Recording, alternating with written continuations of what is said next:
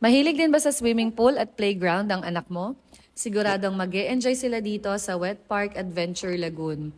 This is the first and only aqua playground in the Philippines at located lang ito sa third floor ng Venice Grand Canal Mall sa McKinley Hills, Taguig City. Hindi naman ako nagkamali na dito i-celebrate ang second birthday ni Leah dahil kita naman namin na super nag-enjoy siya.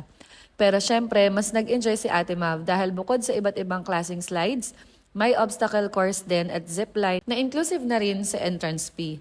Nag-book ako online through their official Facebook page pero tumatanggap din naman sila ng walk-ins depende sa availability ng slot.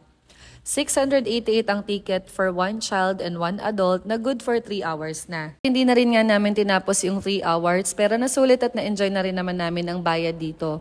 Required nga pala na naka-swimming cap at aqua shoes pero pwede rin naman mag-rent sa kanila. Malinis at maganda rin ang shower room at may locker na rin. It was a happy birthday indeed for Leah. Ganito na talaga ang naging birthday tradition namin simula pa kay Ate Mav. Ang gumala at puntahan ng lugar kung saan mas mag-e-enjoy ang bata.